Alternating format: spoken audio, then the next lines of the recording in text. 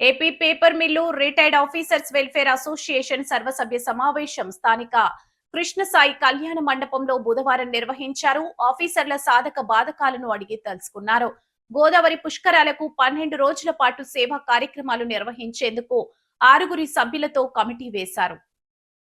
ఈ సమావేశానికి అసోసియేషన్ గౌరవ అధ్యక్షుడు సిహెచ్వి రాములు, అధ్యక్షుడు టీకే విశ్వేశ్వరరెడ్డి, సెక్రటరీ ఎస్పీఎన్ దొర, కోశాధికారి బి అప్పారావు, ఉపాధ్యక్షులు పిబిఎస్ భాస్కర్ శర్మ, ఎస్వివి రెడ్డి, సంయుక్త కార్యదర్శులు ఎంఆర్ఎల్ శర్మ, సిహెచ్ఎస్ వీరభద్రరావు, ఇతర కమిటీ సభ్యులు హాజరయ్యారు.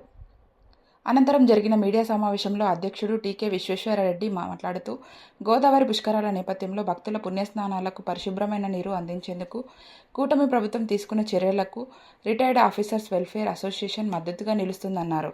ఇటీవల ఉప ముఖ్యమంత్రి వెంకటనగరం తూర్పులంక వద్ద పేపర్ మిల్లు వ్యర్థాలు గోదావరిలో కలుస్తున్న తీరును పరిశీలించారన్నారు.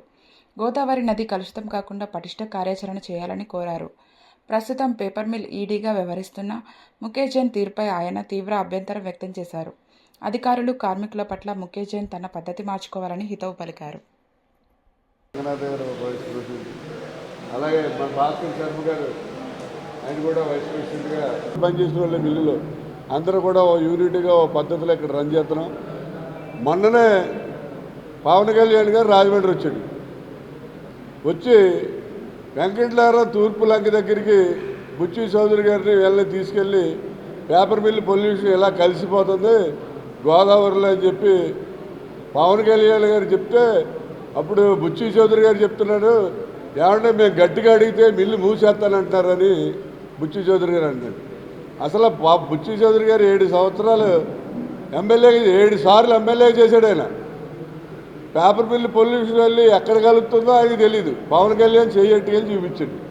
పోనీ చూసిన తర్వాత దానికి ఏదైనా చేస్తాడా సొల్యూషన్ అంటే 7 సార్లు ఎమ్మెల్యే ఉండి ఏం చేయలేదైనా ఏ సెషన్ కూడా చేయలేదు.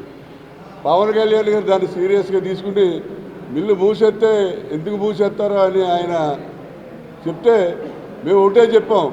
ప్రెస్ ద్వారా పవన్ కళ్యాణ్ గారికి తెలియజేయడం జరిగింది. ఏమంటే మిల్లు మూసేస్తారని మీరు ఏమి కంగారు పడవలసిన అవసరం లేదు. మా దగ్గర 220 మంది రిటైర్డ్ ఆఫీసర్స్ ఉన్నాం. మేము 220 మంది అక్కర్లేదు, ఇందులో 20 మంది చాలు మిల్లు మొత్తం బ్రహ్మాండంగా రన్ చేయడానికి. ఎందుకంటే అందరూ కూడా వేరు వేరు సెక్షన్స్ ఉన్నాం.